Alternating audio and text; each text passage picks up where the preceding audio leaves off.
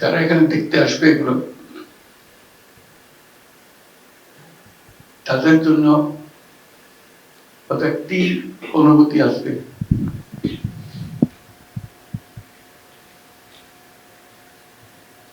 যে বাংলাদেশের সর্বনিম্ন বিন্দু কি এবং সর্বোচ্চ বিন্দু কোথায়, দুটোই কেন। সর্বোচ্চটাও দেখি, সর্বনিম্নটাও দেখি।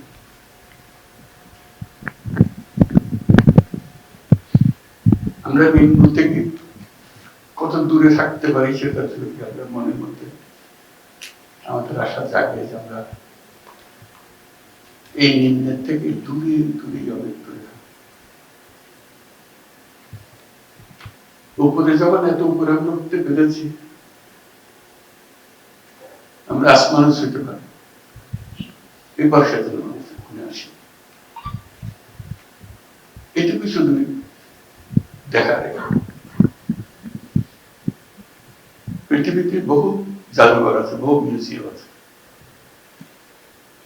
তাদের সংস্কৃতির উপরে আছে, তাদের রাজা রাজার কাহিনীর উপরে আছে, তাদের ইতিহাসের উপরে আছে। আমাদের মতো জাদুঘরের কোথাও নেই। জীবন্ত একটা জিনিস উপভোগ করে যারা এই জাদুঘরের উপজীব্য এখানে যাদেরকে আমরা দেখতে আসি, তারা এখানে বসে আছে। তাদের কবর এখনো টাটকা।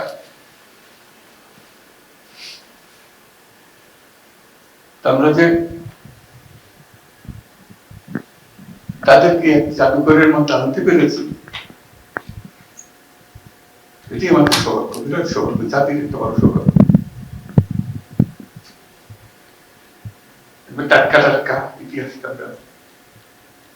এত টাটকা ইতিহাস নিয়ে জাদুঘর বোধহয় দুনিয়ার কোথাও হয়নি, আশা করি আর হবেও না।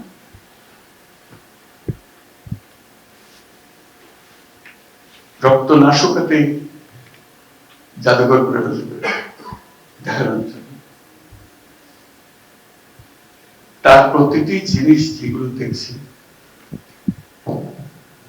এগুলো এখনো জীবন্ত কাহিনীগুলো, জীবন্ত কাহিনী, টাটকা কাহিনী। আমি একটু আগে যেটা বলছিলাম আবার বলি যে প্রত্যেক বাংলাদেশী যেন একবার এই জাদুঘরে একটা দিন, পুরো দিন একা একই, বন্ধু বান্ধব নিয়ে না, সেটা অন্য জিনিস, একা একে একটা দিন কাটবে, শুধু নিজেকে জিজ্ঞেস করার জন্য যে আমি কে, আমি কোথায়, আমি কোথায় যাব, কোথা থেকে আসছি, এটার জবাব এখানে আছে। নিজের জবাব নিজে খুঁজে বার করবে, কিন্তু লিখে দেবে না যে এটাই তোমার জবাব। এবং জাদুঘর যারা পরিচালনা করছেন তাদের উপর অনুরোধ থাকবে যেন যথেষ্ট কাগজ কলম থাকে, একাকি বসে নিজের ভাবনাগুলো লিখবে, এক পৃষ্ঠা হোক, আধা পৃষ্ঠা হোক, এক কলম হোক, তার মনে কি ভাবনাটা আসলো, তাকে জোর করার জন্য না, তার অনেক কথা বলার থাকবে, সে শুধু এটুকু লিখে না এবং জমা দিয়ে যাবে অথবা নিয়ে যাবো, তার ইচ্ছা। আমরা এনকারেজ করবো, একটা ফটোকপি করে আমরা রেখে দিতে পারি এবং সেগুলো তো বাছাই করে আস্তে আস্তে অন্যরা যাতে পড়তে পারে, দেখতে পারে, এগুলো ছবিতে দেখবে কিংবা পাঠযোগ্য দেখবে, একের অনুভূতি যাতে অন্যদের কাছে ছড়াতে পারি, মানুষ বুঝতে পারে এটা কোথায় কারা কি কথা আছে, আমাদের করণীয় কি, এটার জন্য আমাদের পরিষ্কার হবে। করণীয় সম্বন্ধে আচ্ছা হয়ে যাওয়াতে আমরা একে সন্দেহের চোখে দেখে কিছু, যদি পরিষ্কার হতো তো সন্দেহটা থাকতো না। এটা তো পরিষ্কার জিনিস, এতে কারো সন্দেহ করার কিছু নেই। ওই লেখার বিষয়টা জীবনে একবার অন্তত একাকে সারাটা দিন এখানে কাটিয়ে যাবে নিজের মতো করে। আর একটা আসার কথা বলছিলাম যে আমরা মাঝে মাঝে দিশাহারা হয়ে যাই, অনেক রকমের চিন্তা, অনেক রকমের বিবাদ আমাদের মধ্যে এসে যায়, আমরা ভুলে যাই কোথার দিকে আসলাম। আমরা যখন পথ হারিয়ে ফেলি বিভেদের মধ্যে, এক একজন এক এক দিকে যাওয়ার জন্য তাকিতে দাঁড়াতে অত্যাচার করে, আমার দিকে আসতে হবে না, খবরদার। এবং ঠিক মনে সে মনে করছে ঠিক করছে এটা। সে সময় যখন আমরা বিভিন্ন মতে বিভক্ত হয়ে যাই, আমি প্রস্তাব করছিলাম যে যারা এই বিভক্তির লিড করছে তাদেরকে একসঙ্গে একটা দিন সকাল থেকে রাত পর্যন্ত গেলে কাটিয়ে দেওয়া, একাকি কাটাক থেকে ঘুরে ঘুরে বেড়ায়, বসে চিন্তা করুন, রাত্রে একসঙ্গে খাবে, হয়তো তাদের চোখ পরিষ্কার ভাবে ধরা পড়বে আমাদের করণীয় কি। কাউকে কিছু আর্গুমেন্টে যেতে হবে, তর্ক করতে হবে। এখানে সমস্ত তর্কের অবসান, এখানে হলো আত্মাবিষ্কার। সকল শিক্ষার্থীর ডেস্টিনেশন হোক, বছরে যখন তারা ফিল্ড ভিজিট করে, এই করে একটা ফিল্ড ভিজিট যেন এখানে করে, সেই ব্যবস্থা যেন রাখা হয়। এটা কোনো পাঠদান করার জন্য না, জাস্ট ঘুরে বেড়ানোর জন্য, দেখার জন্য, তাদের প্রশ্নের জবাব দেওয়ার জন্য। কেন এটা করছিল, কি হয়েছিল তার, এরা কারা,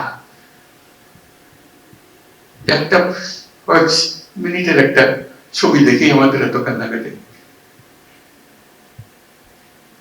সব কাহিনী একত্র করলে আমাদের অবস্থান কি হবে বলে? আমরা তো সেখান থেকে আসতেছি। যারা এটা তৈরি করেছে এত চমৎকার ভাবে, এখনো সম্পূর্ণ হয়নি, তাদের প্রতি আমরা কৃতজ্ঞ, জাতি কৃতজ্ঞ, অনন্য একটা জাদুঘর তৈরি করার জন্য। এই জাদুঘর এই দিশাহারা জাতির পথ খুঁজে দেবে, এখানে পথের ঠিকানা পাওয়া যাবে। এটি হল এই জাদুঘরের বৈশিষ্ট্য। এটাকে জাদুঘর বলবো কিনা, এটা তো কোনো নতুন নাম হবে কিনা, এটার জন্য সেটা অন্যরা বিবেচনা করবে, কিন্তু এটা অনন্য একটা জাদুঘর, যেখানে জাতি পুনঃ নিজেকে আবিষ্কার করবে। তো যারা এটার প্রণেতা, বিচ্ছিন্ন ভাবে আমরা সব টুকরে টুকরে সব জানি, আমরা কোনটাই অপরিচিত, সবার পরিচিত।